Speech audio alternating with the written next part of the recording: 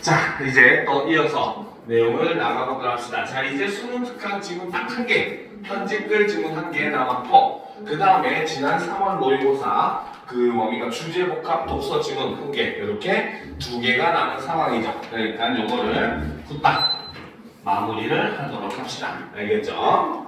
자, 그러면 보도록 합시다. 다음은 졸업생이 고등학교 은사에게 쓴 편지이다. 물음에 답하시오라는 거죠. 자, 여기서 나와 있는 제시된 글은 바로 편지글이라는 겁니다. 그렇죠? 자, 그래서 수필의 일종이죠. 자, 그러면 처음부터 내용을 보도록 합시다. 자, 강땡땡 선생님께라는 거죠. 자, 이게 바로 편지글의 특징이 드러나는 부분이죠. 그래서 이것은 바로 무엇이다? 받는 사람이 이렇게 처음에 제시가 되어 있습니다. 알겠죠? 그리고 이러한 점은 바로 뭐다? 편지글이라고 하는 것은 특정 대상에게 쓰는 글이라는 특징이 있더라는 거죠. 즉, 독자가 정해져 있는 글, 우리가 앞에서 했었던 건의문과 공통적인 면이 있다고 볼 수가 있어요. 알겠죠? 그래서 편지글도 독자가 정해져 있는 글이다라는 거 우리가 볼 수가 있습니다. 자, 그러면 처음부터 보도록 합시다. 선생님 안녕하세요. 그쵸? 편지글이기 때문에 역시 바로 첫인사를 하는 모습을 볼 수 있겠죠. 자, 오래간만에 이렇게 편지를 씁니다. 지난번에 드린 편지에서 취업을 준비하고 있다고 말씀을 드렸죠. 선생님께서 응원해 주신 덕분에 제가 원했던 식당에서 요리사로 일할 수 있게 되었습니다. 자, 그래서 지금 이 부분에서는 바로 뭐다? 바로 지난 편지의 내용을 언급을 하고 있고, 그리고 이제 그때 이 언급한 내용의 결과를 어떻게 바로 응원해 주신 덕분에 제가 원했던 식당에서 요리사로 일할 수 있게 되었습니다 라고 함으로써 지난 편지의 내용을 언급하고 그에 대한 결과도 이렇게 함께 제시하는 모습을 볼 수가 있다는 거죠. 그렇죠? 그리고 이 결과가 바로 뭐다? 지금 이 학생이, 제자가 선생님에게 편지를 쓴, 그렇죠? 편지를 쓴 목적이라는 것을 우리가 볼 수 있다는 거죠. 바로 자신이 뭐다? 원하는 식당의 요리사로 취직을 했다라는 사실을 알리기 위해서 이 편지를 썼다라는 걸 우리가 볼 수 있다는 겁니다. 자, 결과가 나오면 바로 연락드린다고 했었는데 주방 막내로 일하다 보니 정신없이 몇 개월의 시간이 흘러버렸습니다. 궁금해하셨을 좋은 소식을 뒤늦게 전하게 된 점 죄송합니다 라는 거죠. 그렇죠? 그래서 이 부분에서는 연락이 늦은 점에 대해 사과를 하는 이런 모습을 볼 수가 있다는 거죠. 자, 이제야 좀 적응이 되고 주변을 보니 매화가 하나 둘 피어 있습니다 라는 거죠. 자, 여기서 지금 매화라고 하는 소재가 등장합니다. 자, 그쵸? 자, 일단 요 매화라는 소재를 통해서 알 수 있는 게, 자, 첫 번째는 바로 이 편지를 쓰고 있는 계절적 배경이 바로 언제다? 매화꽃이 피는 무렵, 바로 봄이라는 거죠. 그렇죠? 자, 그리고 뒤에 내용을 보면 그 꽃을 보니 운동장의 매화나무 아래에서 선생님께 상담받던 기억이 떠오릅니다 라고 되어 있어요. 즉, 이 매화가 하는 역할은 바로 뭐다?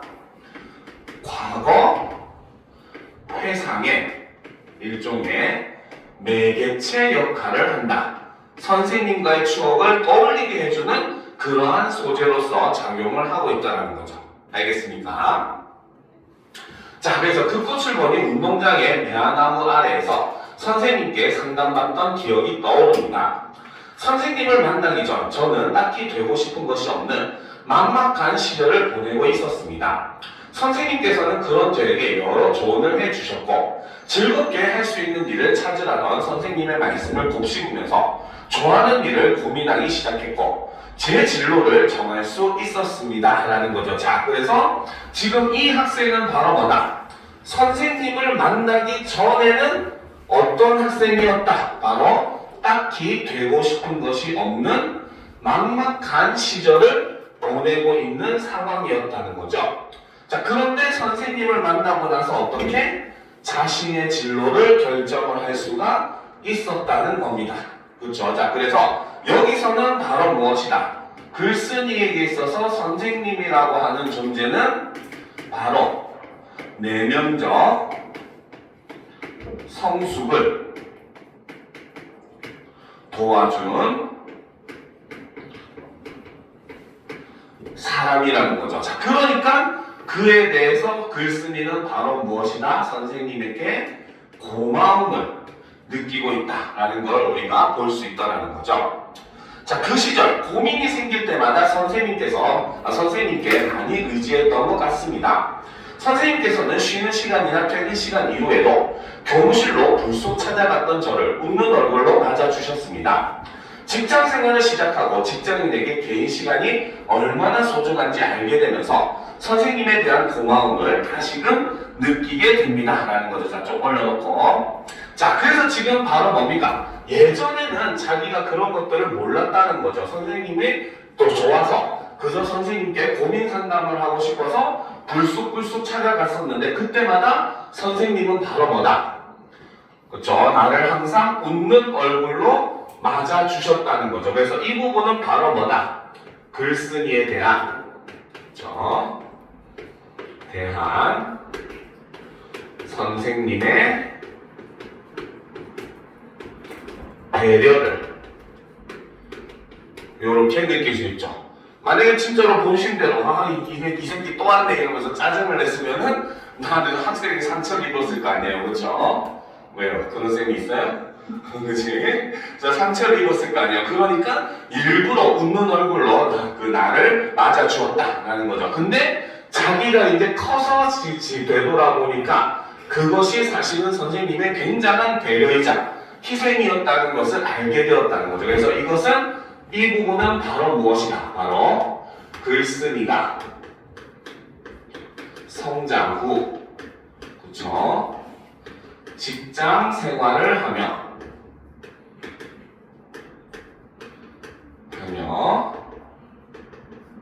깨달은 점을 이렇게 제시를 하고 있다는 거죠. 자, 그리고 이를 통해서 어떻게 선생님에 대한 고마움이 더욱더 커지더라는 겁니다. 자, 선생님의 배려 덕분에 저는 요리사로서 당당히 사회 구성원이 되었습니다. 아직은 주방 막내지만 주방에 들어서는 순간이 너무나 행복합니다.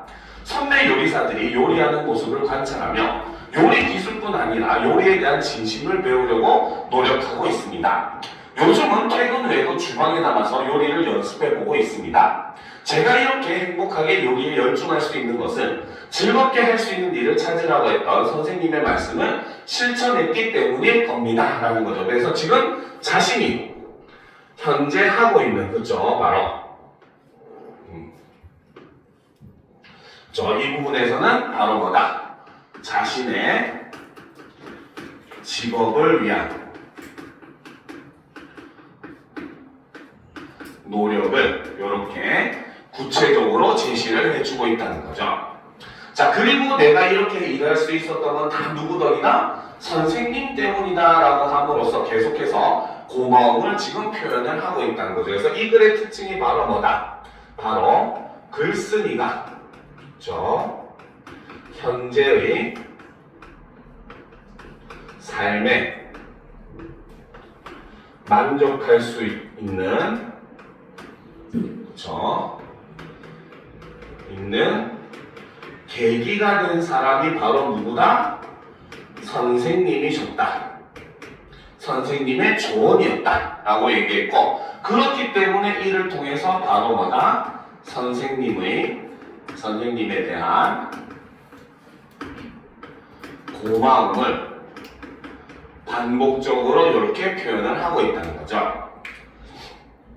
자, 지난번 보내주신 편지에서 그동안의 교직 생활을 담은 수필집을 내셨다고 말씀하셔서 책을 사서 읽어봤습니다. 수필집을 읽으면서 선생님께서 제자들을 얼마나 사랑하셨고 선생님이라는 직업을 소중히 여기셨는지 알 수 있었습니다. 그런 훌륭한 선생님의 제자라는 점이 자랑스럽습니다. 자, 그래서 이 부분, 자, 바로 이 부분은 바로 뭐다? 선생님의 수필집을 읽고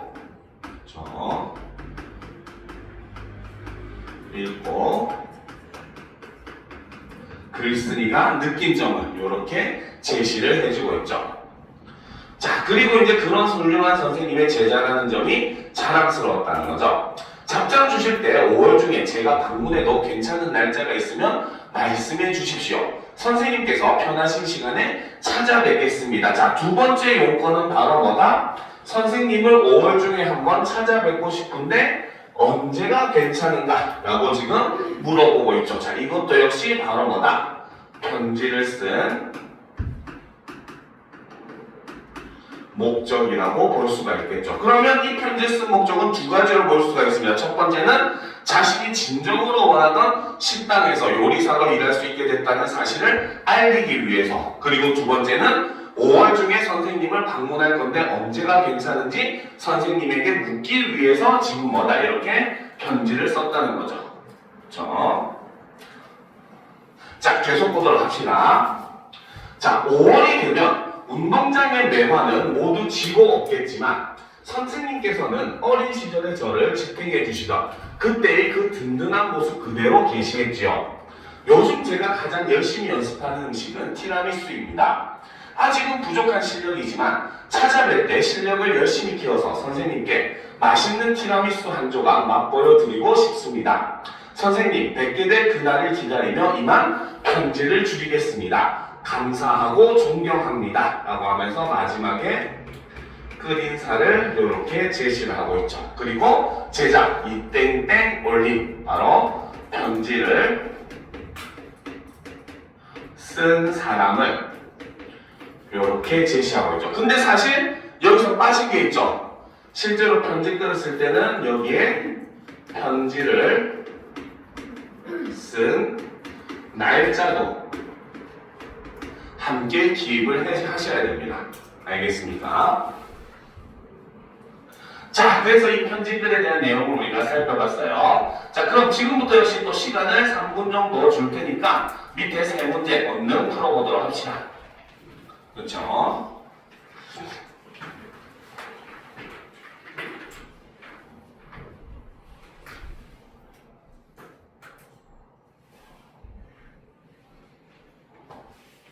자, 후딱 풀어보도록 합시다.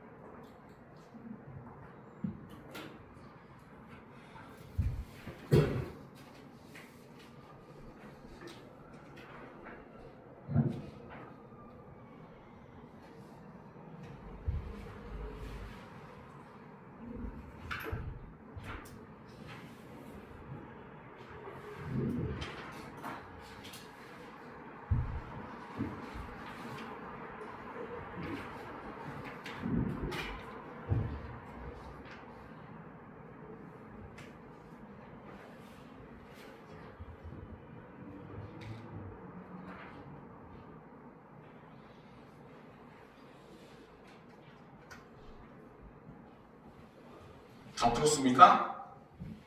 아니, 그러고 있는 학생이 있네요. 1분 뒤에 풀이를 하도록 합시다.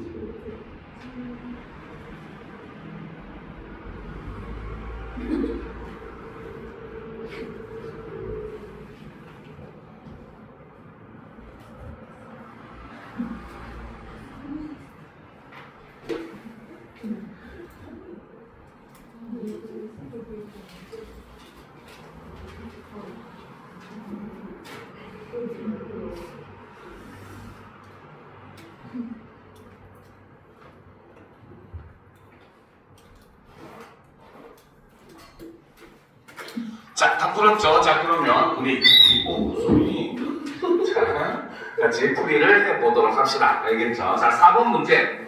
자, 윗글에 나타난 글쓰기 전략에 대한 이해로 가장 적절한 것을 고르래요. 그쵸? 자, 1번 봅시다. 필자의 현재 모습과 과거 모습을 대조하여 과거 행동에 대한 후회를 드러내고 있다. 자, 여기서 필자의 현재 모습과 과거의 모습을 대조한 거는 어느 정도 맞다고 볼 수가 있어요. 그렇죠? 처음에 선생님을 만나기 전의 모습과 만난 이후 그리고 현재의 모습이 이렇게 제시가 되고 있었죠. 그렇죠? 그런데 여기서 틀린 부분은 바로 뭐다? 과거의 행동에 대한 후회를 드러내는 게 아니라 바로 뭐다? 현재의 그렇죠? 변화에 대한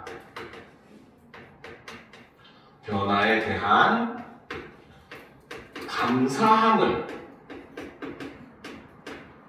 드러내고 있다. 이렇게 해야 맞는 말이 된다는 거죠. 알겠습니까? 자, 그 다음 2번. 현재 필자의 생활을 자연물에 비유했습니까? 이런 내용, 비유적인 표현은 존재하지 않았어요. 그렇죠? 자, 그래서 필자가 바람직한 삶을 살고 있음을 드러낸다. 이거는 뭐 자기가 지금 현재 선생님의 말씀대로 살고 있고 거기에 만족하고 있다는 걸 드러내니까 이 부분, 뒷부분은 우리가 맞다고 볼 수가 있지만 비유한 표현이 존재하지 않죠. 그렇죠? 자, 3번. 필자의 진로가 여러 차례 바뀐 과정. 진로가 여러 차례 바뀌었습니까? 아니죠. 정확하게 얘기하면 바로 뭐다? 진로를 찾게 된, 그렇죠? 과정을 제시해서, 그렇죠? 진로 모색을 위한 필자의 노력을 드러내는 것이 아니라 바로 뭐다? 선생님의 도움을 드러내고 있다. 이렇게 해야 더 맞는 표현이 되겠죠. 그렇죠? 자, 4번. 예상 독자의 과거 발언을 반복적으로 인용하여. 자, 예상 독자의 과거 발언 바로 어떻습니까? 어떤 겁니까? 바로 즐길 수 있는 일을 해라, 찾아라, 이런 내용이었죠. 그렇죠? 그래서 이거를 반복적으로 인용해서 예상 독자가 필자의 삶에 미친 영향, 그렇죠? 선생님 덕분에 지금 이렇게 요리사로서의 삶을 살 수 있었다라고 얘기했기 때문에 정답은 4번이라고 볼 수 있다는 거죠. 알겠습니까? 자, 5번. 예상 독자를 만나기 전에 했던 필자의 잘못을 나열했습니까? 아니죠. 나열하진 않았어요. 그렇죠? 그래서 예상 독자와의 만남이 지닌 의미를 드러내고 있다. 이거는 바로 뭐다? 만나기 전, 그렇죠? 필자의 모습과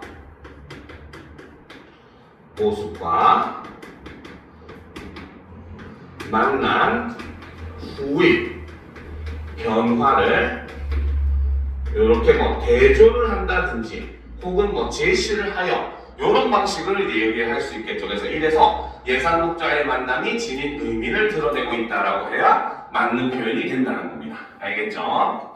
자, 5번 보도록 합시다. 자, 다음은 졸업생이 편지를 쓰기 전에 작성한 메모이다. 메모의 내용이 윗글에 구현된 양상으로 적절하지 않은 것을 고르라네요. 그렇죠? 자, 1번. 편지를 늦게 보낸 죄송함. 그죠? 처음에 바로 뭐다? 요리사로 이제 막 들어와서 막내이다 보니까 정신없이 시간을 보내느라 편지가 늦어서 죄송하다고 했었죠. 자, 그 다음 요리사로서의 나의 생활. 지금 비록 막내지만 주방에 들어갈 때마다 너무 좋더라 라고 얘기를 하고 있습니다. 그렇죠? 자, 그 다음 직장 생활을 통해 선생님의 과거 행동에 대해서 느낀 점. 바로 선생님한테 내가 불쑥불쑥 찾아갔지만 선생님은 언제나 웃으면서 반겨주셨었는데 직장인에게 개인 시간이 굉장히 소중하다는 걸 알게 되고 그를 통해서 선생님에게 훨씬 더 고마움을 느끼게 되었다라고 얘기했죠. 그 다음 선생님이 쓰신 수필집을 읽어본 경험. 그렇죠. 수필집을 읽어봤더니 선생님에게 학생에 대한 사랑이나 이런 걸 느낄 수 있었고 그런 선생님의 제자인 게 자랑스럽다 이렇게 표현했었고 선생님을 뵈러 가고 싶다라고 했을 때 마지막에 자신이 만든 티라미수를 가지고 선생님을 방문하고 싶다. 그래서 어느 시간이 괜찮은지 미리 알려달라. 이런 내용을 했었죠. 그렇죠. 자, 그러면 처음부터 보도록 합시다. 자, 기획과 관련하여 새롭게 시작한 직장 생활로 인해서 이전 편지에서 얘기한 것에 비해 연락이 늦어졌음을 밝히고 있다. 역시 맞죠. 그렇죠. 막내 생활이 오래되었기, 막내 생활을 시작하게 되면서 정신없이 시간을 보냈다고 했었죠. 자, 니인과 관련하여 개인적인 노력과 직장 동료들의 배려를 바탕으로 요리사로서 발전해 나가고 있다는 점을 밝히고 있다. 여기서 틀린 점은 바로 뭐다? 직장 동료들의 배려에 대한 내용은 존재하지 않았어요. 그렇죠? 그렇기 때문에 정답은 2번이라고 볼 수 있습니다. 그렇죠? 자, 3번.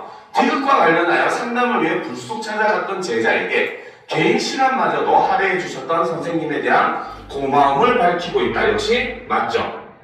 자, 리을과 관련해서 선생님께서 쓰신 책을 통해 제자들에 대한 사랑을 느낄 수 있어서 제자로서 자랑스러웠다. 맞습니다.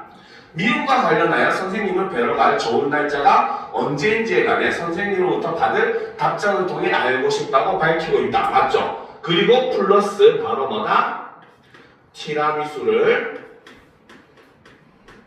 직접 만들어 대접하고 싶다 라는 것을 밝히고 있죠. 그렇죠? 이런 모습을 볼 수가 있습니다. 자, 3번을 보도록 합시다. 6번이죠. 자, 보기는 윗글의 마지막 문단의 초고이다. 보기를 고쳐 쓰는 과정에서 졸업생이 떠올린 생각으로 적절하지 않은 것은 이라고 되어 있어요. 어떤 점이 다른지 봅시다. 자, 학교에 가면 선생님께서는 어린 시절에 저를 집행해 주셨던 그때의 그 든든한 모습 그대로 계시겠죠. 앞에 내용이 빠졌죠. 바로 비록 매화는 지겠지만, 그렇죠? 5월에 방문하면 매화는 지겠지만이라는 내용이 빠져 있습니다. 알겠죠? 그리고 이걸 통해서 바로 뭐다? 매화라는 대상과 선생님이라는 대상을 오히려 어떻게 서로 대조적으로 지금 제시를 하고 있다는 거죠. 그죠? 자, 그 다음 봅시다. 선생님께 사인을 받은 수필집을 준비해서 찾아뵙도록 하겠습니다. 자, 요거는 내용이 빠져 있었죠. 그렇죠? 요런 내용은 없었습니다. 생략이 됐습니다. 그렇죠? 자, 그 다음 아직은 부족한 실력이지만 찾아뵐 때 제가 직접 한 음식을 선생님께 맛보여 드리고 싶습니다. 자, 요 앞부분에 그래서 다른 내용이 첨가됐습니다. 그렇죠? 바로 뭐다? 자신이 현재 노력하고 있는 음식을 거론하고 있죠. 그렇죠? 그리고 이를 통해서 바로 뭐다? 선생님에게 대접하고 싶다는 마음을 밝혀야 되겠다. 이렇게 얘기를 했었죠. 자, 선생님 뵙게 될 그날을 기다리며 이만 편지를 줄이겠습니다. 자, 그리고 마지막에 빠진 거 있죠. 감사하고 존경합니다. 이런 내용이 빠져 있었죠. 그렇죠? 자, 이런 차이점이 있다는 거 파악을 하고 들어가면은 훨씬 더 쉽게 풀이가 가능하죠. 자, 1번 봅시다. 선생님의 변치 않은 든든한 모습이 다른 대상과의 대조. 다른 대상은 바로 뭐다? 매화였죠. 5월이면은 이미 지고 없을 매화와 대비되는 존재로서 선생님을 부각하는 그런 모습을 보여줬죠. 자, 2번. 선생님께서 드리는 말씀 중에 앞서 밝힌 내용과 의미가 중복되는 문장은 빼고 써봐야지. 자, 이것이 의미가 중복돼서 뺀 건 아닙니다. 그렇죠? 그렇기 때문에 2번이 틀렸죠. 그렇죠? 자, 요거는 일종의 바로 뭐다? 관련성이 없는 내용이라서 솔직히 좀 뜬금없는 내용이잖아요. 그렇죠? 그러니까 오히려 뺐다라고 보는 게 훨씬 더 맞습니다. 그러면 정확한 의미로 얘기하면 바로 뭐다? 글의 통일성을 그렇죠? 해치는 문장이라는 거죠.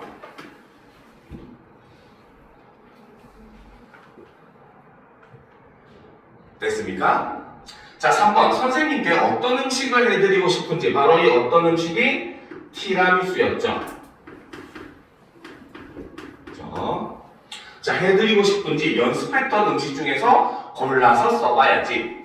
선생님을 찾아뵐 때까지 요리 실력을 더 키우겠다는 내용. 그렇죠? 이게 추가 있었죠. 깜빡했네요. 자, 위의 내용을 보면 바로 뭐다? 자, 그래서 찾아뵐 때까지 실력을 열심히 키워서 선생님께 맛있는 티라미수 한 조각 맛보여드리고 싶습니다. 이런 내용이 있었죠. 그러니까 4번도 맞다고 볼 수 있습니다. 그렇죠? 자, 5번. 선생님에 대한 마음을 드러내는 문장. 그게 바로 마지막에 있었던 감사하고 존경합니다. 요 문장이었죠. 요거를 마지막에 추가해서 써봐야겠다. 요런 점이 다르다는 겁니다. 알겠죠? 자, 그래서 여기까지 우리가 수능 특강 시험 범위를 전부 분석을 마무리했습니다. 그렇죠? 자, 이제 그러면 3월 모의고사 독서 문제로 넘어가도록 합시다. 자, 이거는 이제 앞에 보면 선생님이 필기 정리를 할 수 있도록 옆에 빈칸을 다 만들어 놨어요. 알겠죠? 그러니까 하나하나 정리를 하면서 글을 살펴보도록 합시다. 준비됐습니까? 자, 보도록 합시다. 자, 주제복합 지문. 2027학년도 2026년에 시행한 고3 3월 서울시 교육청 모의고사입니다. 주제복합. 바로 수사와 변호 그리고 형사소송법 두 가지가 연계되어 있는 지문이죠. 자, 그러면 첫 번째 지문. 수사와 변호부터 보도록 합시다. 자, 국가는 형사 절차를 통해 개인에게 강제력을 행사한다라는 거죠. 자, 국가가 개인에게 강제력을 행사하는 것은 무엇을 통해서? 형사 절차를 통해서 강제력을 행사한다는 거죠. 그러면 이 형사 절차라고 하는 것은 바로 무엇이다? 강제력을 행사하는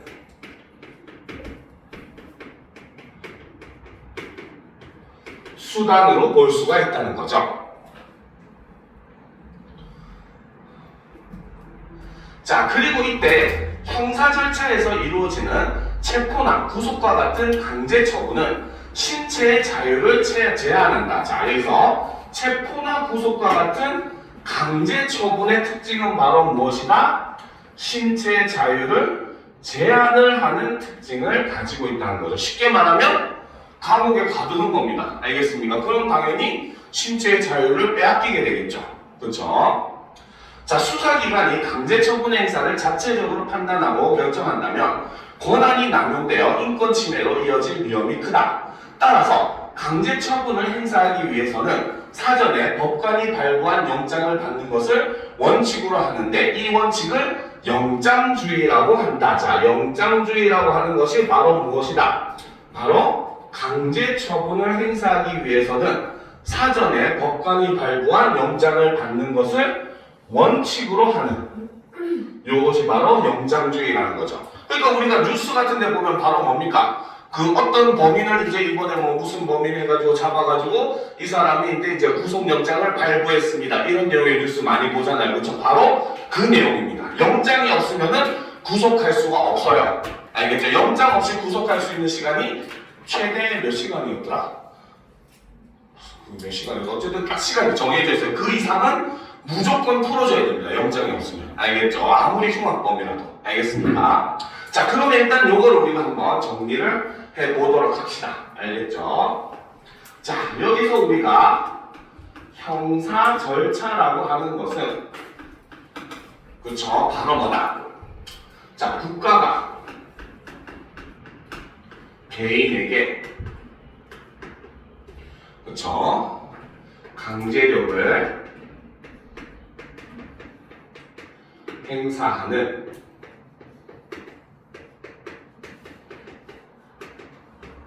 수단이라는 거죠. 그쵸? 그 중에서도 바로 뭐다? 체포나, 그쵸? 소리. 자, 그 중에서도 강제 처분이라고 하는데, 이 강제 처분은 바로 뭐다? 체포나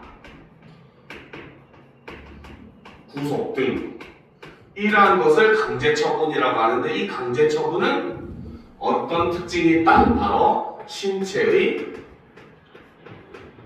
자유를 제한하는 이런 특징을 가지고 있다는 거죠. 알겠습니까? 그런데 이거를 그대로 놔두면 공권력을 남용할 우려가 있다는 거죠. 그렇죠? 그래서 바로 뭐다? 이런 걸 할 때는 영장주의 라고 하는 게 원칙이 존재를 한다는 거죠. 영장주의는 바로 뭐다? 강제 처분을 행사하기 위해서는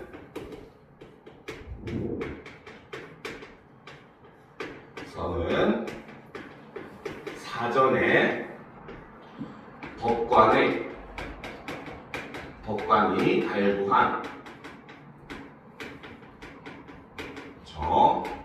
영장을 받는 것이 원칙이라는 거죠.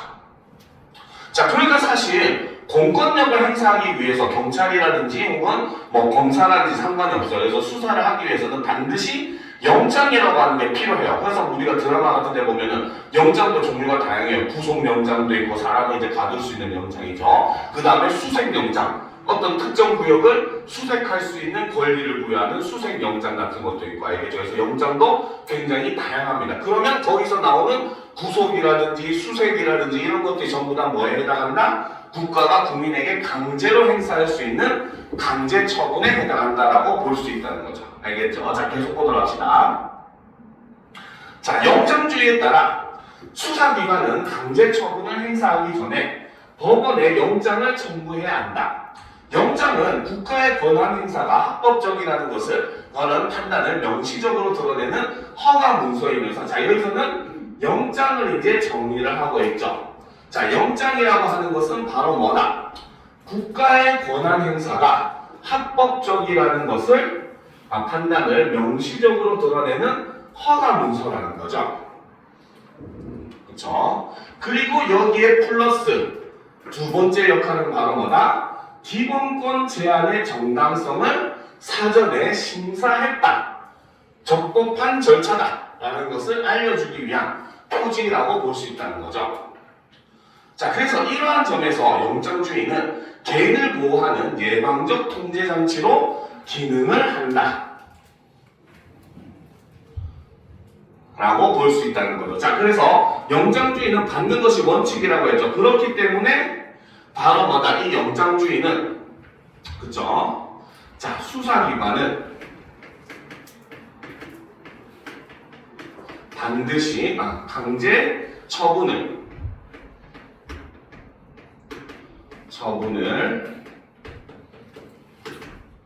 행사하기 전에 법원에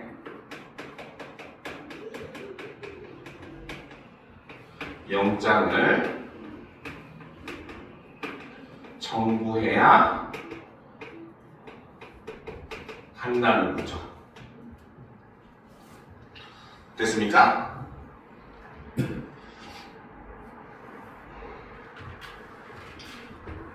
자, 됐어요? 자, 여기까지 적었죠? 다 적었습니까? 자, 그러면 쌤님은 지울 테니까 여러분들은 이어서 쓰시면 됩니다. 알겠죠? 자, 그러면 이제 이 영장주의에서 영장이라고 하는 것은 바로 무엇이다? 그렇죠? 바로 자, 국가의 권한 행사가, 그렇죠? 합법적인 것이라는 것을 쏘리. 이렇게 써야 되겠다. 합법적인 것이라는 것을 것이라는 판단을 명시적으로 허가한 문서라는 거죠. 그렇죠? 자, 그렇기 때문에 이 영장은 바로 뭐다? 첫 번째 바로 뭐다? 기본권 제한의 정당성을 그렇죠? 사전에 심사했다는 증거의 역할을 하기도 하고, 자, 두 번째는 방금 했었던 바로 개인을 보호하는 예방적인 통제 장치의 역할을 하는, 기능을 하는 게 바로 이 영장이라는 거죠. 그렇죠? 자, 그러면 올려놓고 보도록 합시다. 자, 그런데 영장주의가 모든 사안에 적용되는 것은 아니다. 그렇기 때문에 앞에서 우리가 반드시라는 말을 쓰지 않았던 거예요. 알겠죠? 자, 그러면 보도록 합시다. 자, 체포는 수사를 위해 개인의 신체를 일시적으로 확보하는 조치이므로 원칙적으로 영장이 필요하다. 하지만 영장 발부를 기다리기 어려운 상황에서 이루어지는 긴급 체포나, 자, 그래서 자, 영장이 필요하지 않는 것도 첫 번째 예외 상황. 이렇게 쓰면 안 된다. 예외 첫 번째 바로 뭐다? 긴급 체포. 그쵸? 자, 이거는 바로 뭐다? 영장 발부를 기다리기 어려운 상황에서 이루어지는 행위라는 거죠. 그쵸? 그리고 두 번째는 현행범 체포일 때, 둘 다 이유는 동일합니다. 그렇죠? 이때는 바로 뭐다? 체포영장이 없어도 강제력 행사가 가능하다는 거죠. 자, 이때 강제 처분에 대한 법원의 판단은 사정 승인이 아닌 어떻게? 사후 검증의 성격을 띠게 된다. 일단 체포해놓고 그 다음에 얘를 계속 체포해도 될지 말지를 어떻게? 법원이 판단을 해준다는 겁니다. 알겠습니까? 자, 그러면 지금 이 부분에서는 바로 영장의 예외 상황을 지금 제시를 하고 있죠. 자, 그러면 세 번째 바로 영장 주의의 예외 상황을 보게 되면은, 그렇죠? 자, 이것은 바로 뭐다? 영장 발부를 기다리기 어려운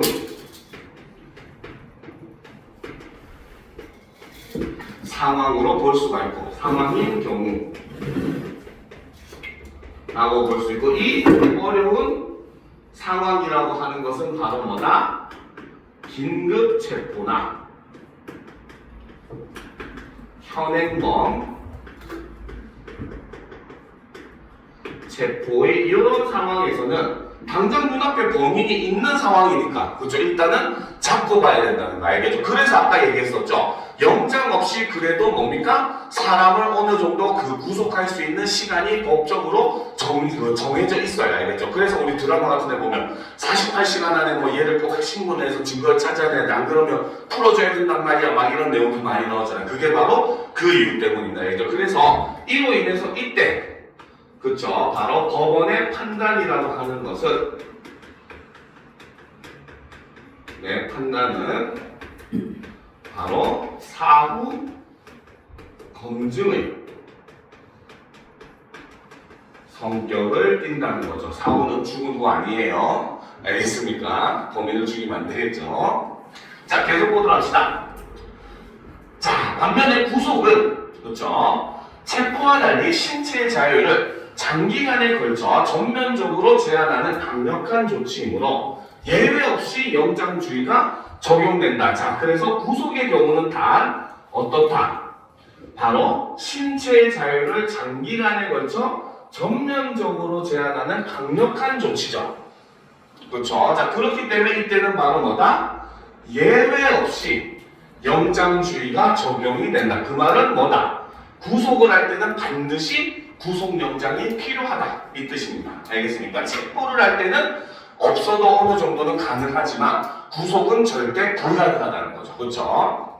자, 과거에는 법관이 수사기록만을 검토하여 구속영장의 발부를 결정하였으나 이것만으로는 부족하다는 비판을 받았다. 따라서 수사기록의 검토와 함께 법관이 피의자를 신문하여 구속 여부를 판단하는 영장실질심사 제도가 도입이 되었다. 그래서 현재는 영장실질심사가 도입이 되었다는 거죠. 이 도입 내용은 바로 무엇이다? 수사기록의 검토와 함께 법관이 피의자를 신문하여 구속 여부를 판단을 하는, 실질적으로 법관이 구속 여부를 심사할 수 있는 그런 절차가 도입이 되었다는 거죠. 자, 수사기관이 구속영장을 청구하면 법원은 정해진 기일 내에 반드시 피의자 신문을 실시해야 한다.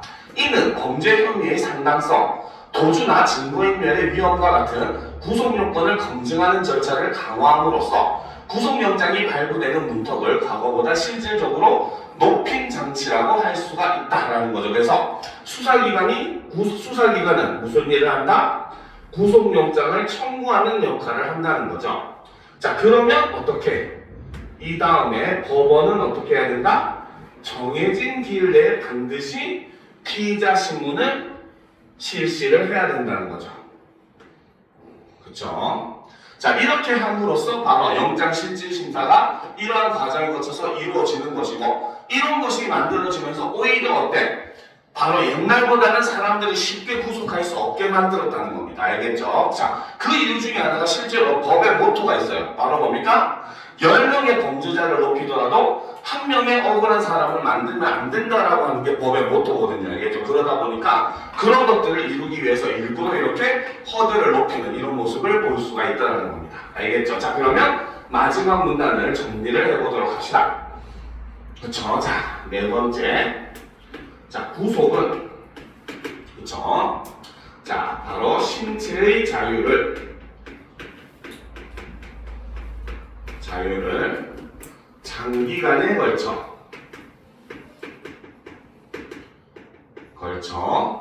전면적으로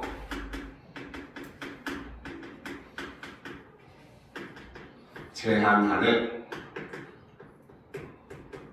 강력한 조치라는 거죠. 자, 실제로 우리나라는 1997년인가 8년 이후에 사형이 집행된 적이 없어요. 그래서 외국에서도 우리나라는 실질적 사형 폐지 국가로 분류를 합니다. 알겠습니까? 그러니까 사실 우리가 범죄자한테 내릴 수 있는 최고의 형벌은 바로 뭡니까? 감옥에 가두는 것, 즉 구속하는 거라는 거죠. 알겠죠? 그래서 그 기간을 통해 가지고 이제 뭡니까? 범죄의 경중을 다루는 그런 모습을 보여준다는 거죠. 그러니까 어떻게 보면 현재 상황에서는 구속 이상의 더 이상 강력한 조치는 있을 수가 없다는 겁니다. 알겠습니까? 자, 그러니까 이 구속은 바로 뭐다? 예외 없이, 그렇죠? 영장주의가 적용이 된다는 거죠. 그 말은 바로 뭐다? 구속에는 반드시 영장이 필요하다. 이런 의미로 볼 수가 있다는 겁니다. 알겠죠? 자, 그런데 이제 과거에는 그렇죠? 어떻게 했다? 바로 법관이 그렇죠? 수사 기록만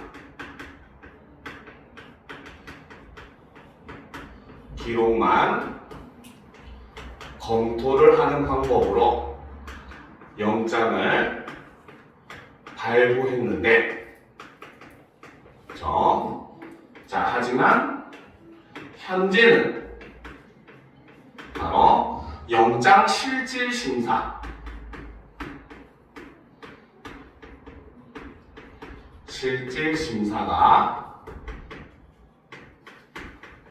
도입이 되었다는 거죠. 자, 그래서 영장 실질심사라고 하는 것은 바로 무엇이다? 바로 수사 기록 검토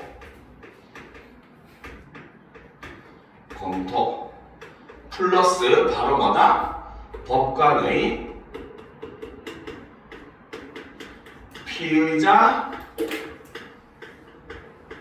신문이 같이 포함이 된다는 거죠. 즉 여기서는 핵심은 바로 뭐다? 과거에 비해서 법관이 직접 피의자를 신문해야 된다는 내용이 추가되었다고 볼 수가 있는 겁니다. 무슨 말인지 알겠죠? 자, 그래서 이제 이 실질심사 제도를 통해서 바로 뭐다? 수사기관은 구속영장을 청구하면은 법원은 정해진 기일 내에 반드시 신문을 실시를 해야 되고, 이것은 바로 뭐다? 구속영장을 검증한 절차를 일부러 강화를 하는 그러한 효과를 나타냈다라고 이야기를 하려는 거죠. 자, 그러면 이제 같이 있는 나지문 형사소송법을 보도록 합시다. 그렇죠?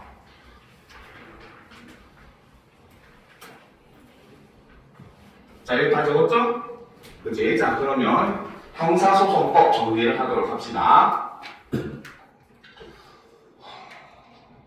자, 봅시다. 적부심사는 체포되거나 구속된 개인이 그 처분이 법적으로 정당한지에 대한 심사를 법원에 청구할 수 있는 제도이다. 자, 여기서는 적부심사라고 하는 게 드러나고 있죠.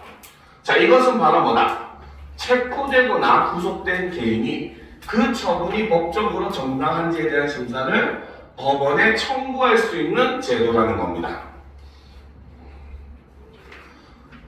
자, 그래서 이는 형사 절차 중에 행하여진 강제 처분이 적법한 절차를 따랐는지와 실질적으로 필요했는지를 점검하기 위한 것이다. 자, 이 부분 바로 강제 처분이 바로 뭐다?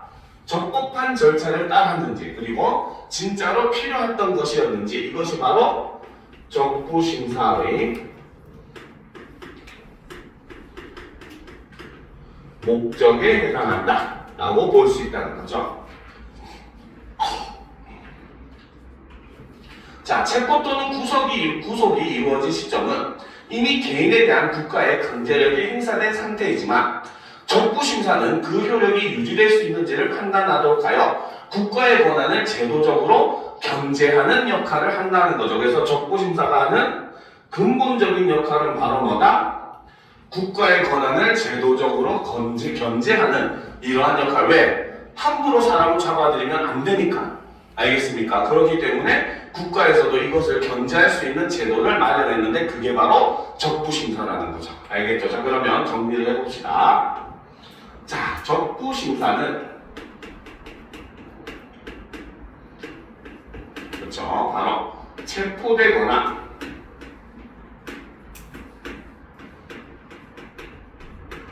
구속된 개인이 그렇죠. 그 처분이 법적으로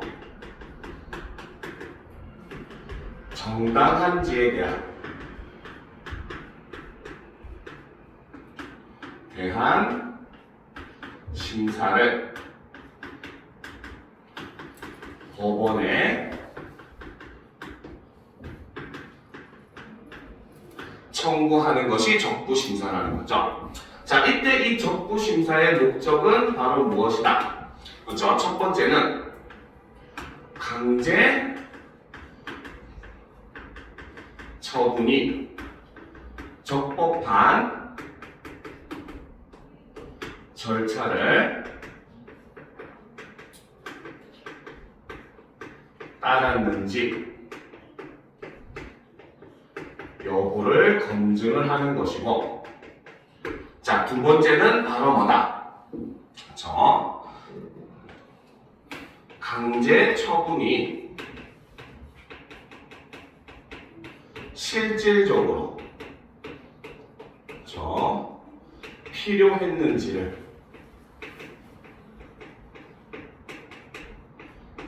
점검하는 이러한 것이 바로 적부심사의 두 가지 목적이었고, 그러므로 이것은 바로 뭐다? 국가의 권한을 제도적으로 견제하는 이러한 기능을 수행하는 게 바로 적부심사라는 거죠. 자, 올려놓고 보도록 합시다. 자, 적부심사의 청구권자는 피의자 본인뿐 아니라 그 변호인, 법정 대리인, 친족, 동거인 또는 고용주까지 폭넓게 인정된다. 자, 적부심사의 특징은 바로 뭐다? 청구권자. 자, 청구권자는 바로 적부심사를 뭡니까? 신청할 수 있는 사람이에요. 알겠죠? 그래서 이 신청할 수 있는 사람은 바로 뭐다? 피의자 본인도 되지만 그의 변호인이나 법정 대리인이나 친족이나 동거인이나 고용주까지 폭넓게 인정이 된다는 거죠. 그래서 이는 피의자가 강제 처분으로 인해 방어권을 행사하기가 실제로는 어려운 상황임을 고려하여 주변의 다양한 주체가 이미 행사된 강제 처분의 적법성 다툼을 제기할 수 있도록 하기 위한 것이다. 그렇죠? 왜? 사람은 여러 가지 경우가 있어요. 알겠습니까? 우리가 일반적인 사람들 같은 경우는 보통 구속이 되면 일단 1차로 그의 가족들이라도 도와줄 수 있잖아요. 그렇죠? 그런데 그렇지 못한 사람도 존재를 해요. 어렸을 때부터 보육원에서 자란 사람들이라든지 이런 사람들은 가족이 없잖아요. 그렇죠? 그러면 이런 사람들은 아무도 그를 도와줄 사람이 없다는 거야. 그러니까 바로 뭐다? 그 사람과 조금이라도 관계 있는 사람들은 누구라도 이 적부심사를 신청할 수 있도록 이렇게 폭넓게 범위를 인정을 해준다는 거죠. 그렇죠? 그래서 바로 그 이유는 바로 뭐다? 피의자가 강제 처분으로 인해 방어권을 행사하기가 실제로는 어려운 상황임을 고려했다는 거죠. 그렇죠? 자, 그렇기 때문에 어떻게? 주변의 다양한 주체가 이미 행사된 강제 처분의 적법성 다툼을 제기할 수 있게 만들어 놓았다는 겁니다. 그렇죠? 자, 청구서가 접수되면 법원은 48시간 내에 체포 혹은 구속된 피의자를 신문해야 된다. 자, 그러면 청구권자가 이렇게 해서 이제 청구를 하게 돼요. 그렇죠? 그러면 청구를 하게 되면 자, 법원은 이제 어떻게 해야 되느냐? 자, 청구서가 접수가 됐을 때 법원은 무슨 일을 한다? 48시간 내에 체포 혹은 구속된 피의자를 신문을 해야 된다는 거죠. 그렇죠? 자, 신문 과정에서는 수사기관과 변호인이 참여할 수 있고 청구권자의 참여도 가능하다. 그래서 신문 과정에 참여할 수 있는 사람은 수사기관, 그리고 변호인, 그리고 청구권자조차도 같이 참여가 가능하다는 거죠.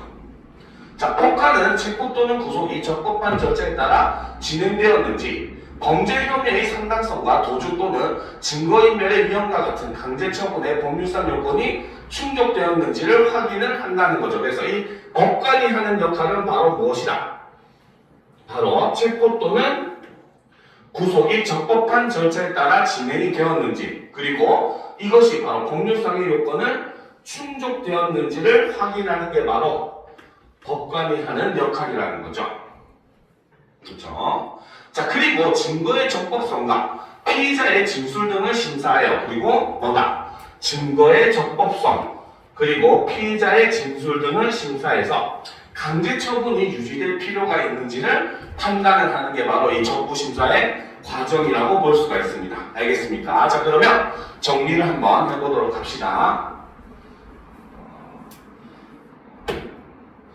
자, 그러면 적부심사의 과정을 정리를 하게 되면, 자, 첫 번째로 적부심사를 청구를 할 수 있다는 거죠. 그렇죠?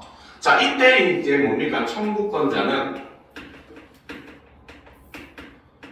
어떻다? 폭넓게 인정을 한다는 거죠.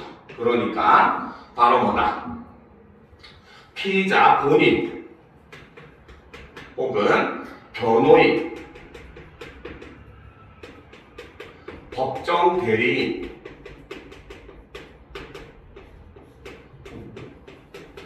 동거인, 그리고 고용주 등 굉장히 폭넓게 청구권자를 인정하는 모습을 보여주고 있고, 이러한 것은 바로 바로 이미 왜 적부심사를 한다는 거는 이미 강제 처분이 실행이 됐다는 뜻이거든요. 알겠죠? 그러니까 바로 뭐다? 자, 이미 강제 처분을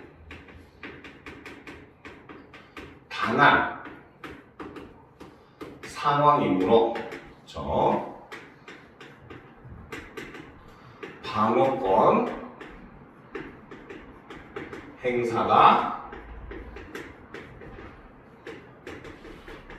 어렵기 때문에 이미 갇혀있는데 이런 방어권 행사가 어려우니까 바로 뭐다? 청구권자를 이렇게 폭넓게 인정을 한다는 거죠. 자, 그러면 이제 청구가 일어나게 되면은 바로 뭐다? 법원이 이제 그 다음 역할을 하게 된다는 거죠. 그래서 이 법원은 바로 뭐다? 청구서를 접수를 받게 되고, 자, 그러면 어떻게? 바로 48시간 내 어떻게? 피해자를 신문을 해야 된다는 거죠. 그렇죠? 자, 그런데 이때 바로 뭐다? 자, 수사 과정에는 수사기관, 변호인, 청구권자 등이 참여가 가능하다는 거죠. 자, 그리고 이제 이때 법관은 바로 무엇이다? 그렇죠? 바로 절차의 적법성, 절차가 법에 맞았는지, 그렇죠? 그 다음에 자, 강제 처분의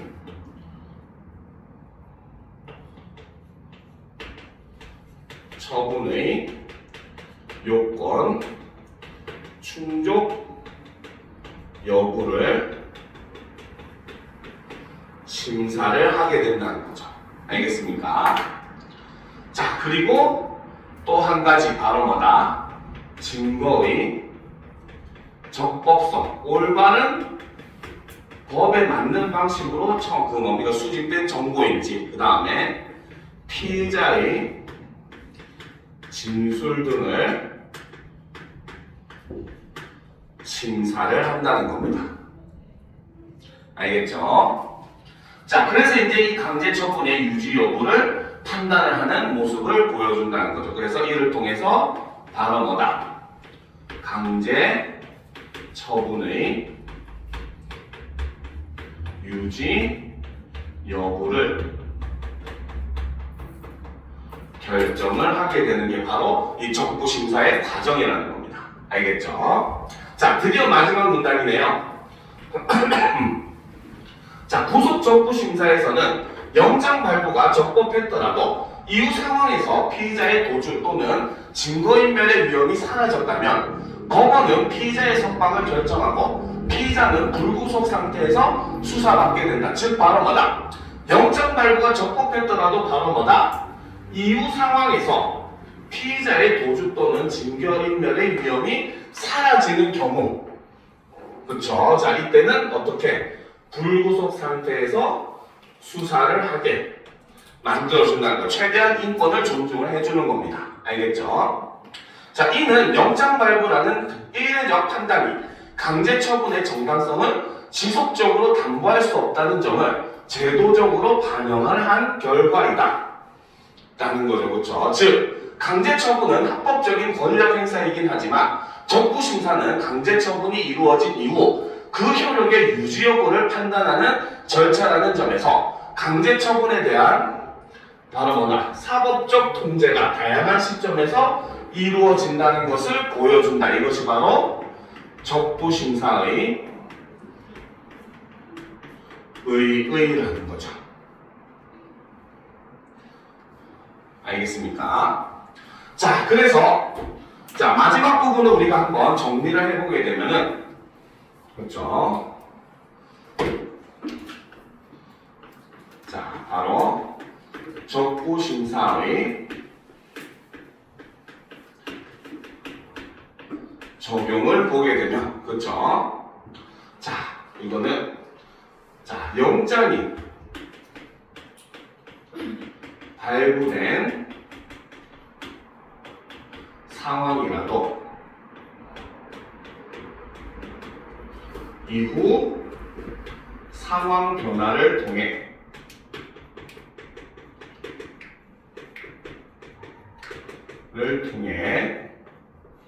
그렇죠? 도주 또는 증거 인멸의 위험이 사라진 경우, 그렇죠? 이때는 어떻게? 바로 불구속 상태로 수사를 진행하게 만들어준다는 거죠. 알겠습니까? 자, 이것에 대한 근거는 바로 무엇이다? 그렇죠? 바로 자, 영장 발부라는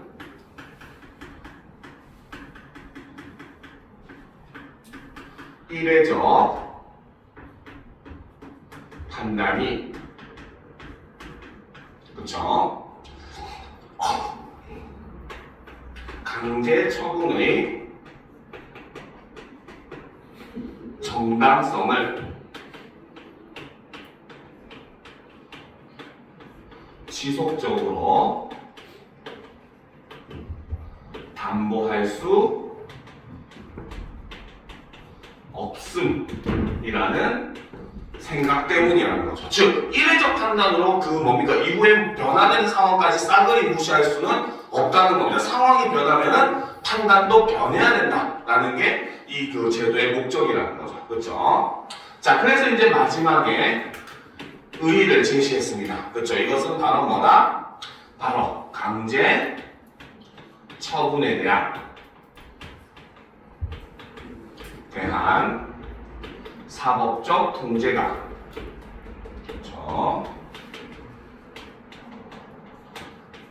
그렇죠? 다양한 시점에서 이루어진다. 즉, 강제처분이라고 하는 것은 국가가 함부로 할 수 없는 제도이다. 이런 걸 나타내는 게 바로 이 적부심사라는 거죠. 알겠습니까? 그러면 가하들과 나하들의 관계를 살펴보면 바로 뭐다? 가하들에서 얘기했던 강제처분이 일어난 이후에 그것을 취소할 수 있는 제도로서 나타낸 게 바로 나에서 제시된 적부심사라는 내용이라는 겁니다. 무슨 말인지 알겠죠? 그래서 가와 나들의 관계는 바로 이러한 관계다라는 걸 여러분들이 유념을 하시면 된다는 거죠. 알겠습니까? 자, 오늘 수업은 여기까지 하겠습니다. 알겠죠? 오늘 한 거 문제도 다 풀어오도록 하세요. 알겠습니까? 그리고 다음 주에 이제 간단하게 모의고사 문제까지 풀이를 해줄 거예요. 알겠습니까? 그렇죠. 그래서 다음 주에 모의고사 문제 풀이만 싹 하고 그 다음에 자료 있는 문제를 쭉 풀어보면서 질문도 하고 할 겁니다. 알겠죠? 자, 오늘은 여기까지 합시다. 다들 수고하셨습니다. 다음 주에 오도록 하겠습니다. 다음 주 클리닉 때 꼭 다들 오도록 하세요.